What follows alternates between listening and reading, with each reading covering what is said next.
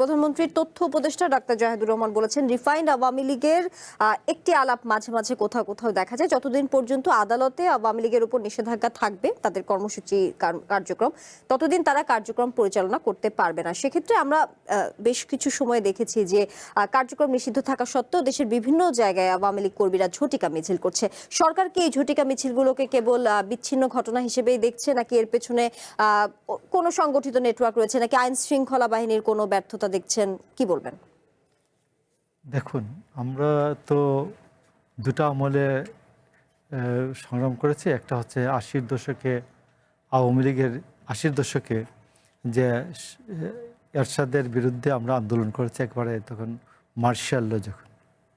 তো আর আমার পরবর্তী প্রজন্ম এরা দুইজন। তো ২৬ সেকেন্ডের মিছিল দেখি নাই। ২৬ সেকেন্ডের এই মিছিল দেখবার সৌভাগ্য আমার কখনো হয় নাই। কথা বলছেন?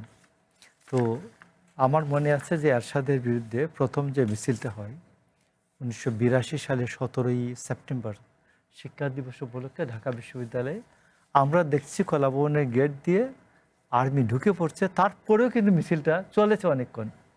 তো আমি বলছি যে এই ২৬ সেকেন্ডের যে মিছিল, এই মিছিল হইতে দেন, এটা কোনো সমস্যা না।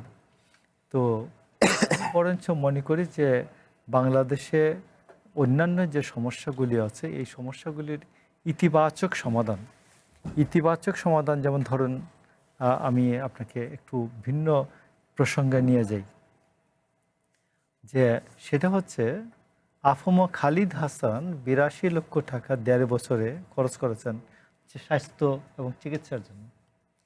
আমাদের সালে আহমেদ ৭৯ লক্ষ টাকা খরচ করেছেন। তারপরে নিচে আসছে ৮ লাখ, ৭ লাখ সারোয়ার ফারুকী, ১ লাখ আলী ইমাম মজুমদার। তো আমি খালিদ এবং সালেউদ্দিন আহমেদের সম্পর্কে অনেক বেশি কথা হচ্ছে, এই জন্য বলছি আর কি। এটা না বললে বলবে যে কি ব্যাপার, এটা বললেন না কেন। আমার বক্তব্যটা হচ্ছে, এই ভদ্রলোক একজন বলছেন খালিদ হাসান, তিনি বলছেন তিনি হৃদরোগের চিকিৎসা করিয়েছেন। তো আমি তো জানি যে ওপেন হার্ট সার্জারি করালেও তো বাংলাদেশে ৫-৭-১০ লাখ টাকায় হয়ে যায়, তাই না? এর বেশি তো লাগে না। তো উনি কী যন্ত্রপাতি ঠিক করালেন, মেশিনপত্র ঠিক করালেন, জনগণের কাছে জানান। এবং আমি মনে করি যে বাংলাদেশে যে হাসিনার আমলে দুর্নীতি হয়েছে, আমি প্রত্যেক